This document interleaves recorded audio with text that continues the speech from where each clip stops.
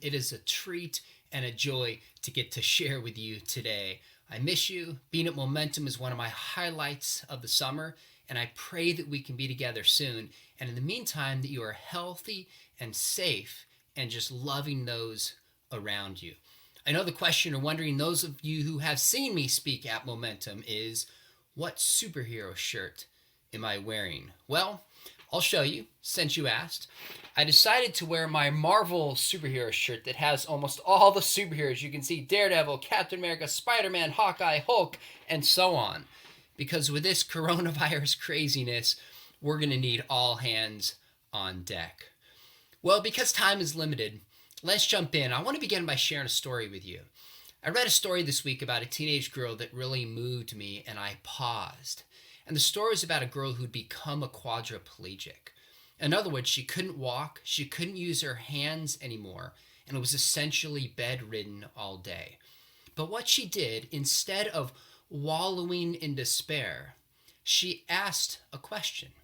See, rather than asking, why did God allow this to happen? She asked, what can I do about it? And you know what she did? This teenage girl actually reads the daily news every single day, and through a stick in her mouth finds people who are hurting and suffering, and she types out words of encouragement or consolation to them. Isn't that moving? Isn't that powerful? See, right now, amidst some of this coronavirus craziness, it's natural for us to ask, why does God allow this? And frankly, as a Christian, I'm convinced that the biggest question people have, both Christians and non-Christians, is why does God allow evil and suffering? In fact, I think this question is behind almost every question that people ask about God. Think about it. Why do people love superhero movies? Why have they been so popular? A part of it is we realize this is a broken, messed up world, and justice isn't always done. And we want to believe that there's somebody that's going to fight the bad guy and bring justice.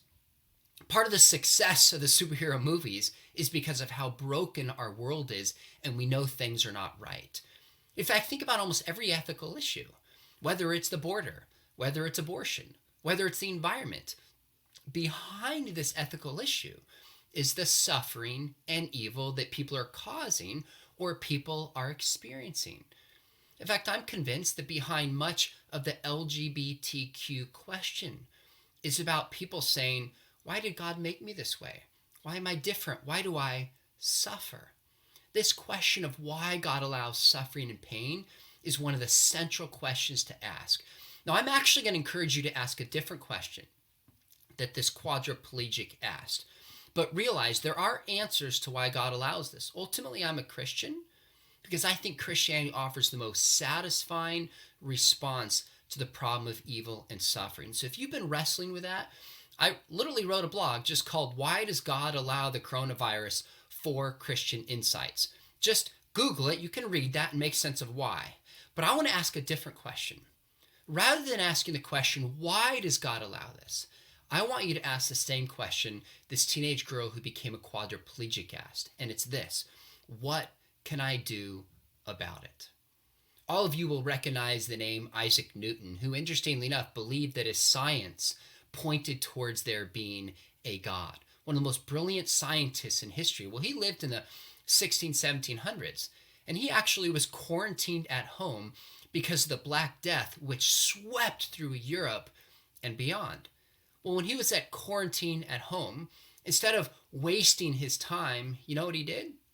He actually started to think and work on some of his scientific experiments.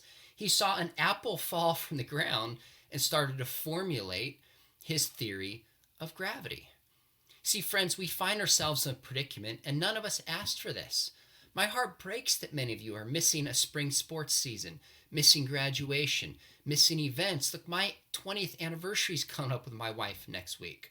My daughter's 13th birthday is coming up in 2 weeks, and my son's 16th birthday in 2 weeks. So we're all having our lives unsettled. In fact, some of you may be personally suffering from this sickness. To greater and lesser degrees, we've all been affected by this. But here's my challenge to you. Rather than asking why, or at least focusing on that question, ask yourself, what? What can you do about this to love somebody near you? Now, why is this so important?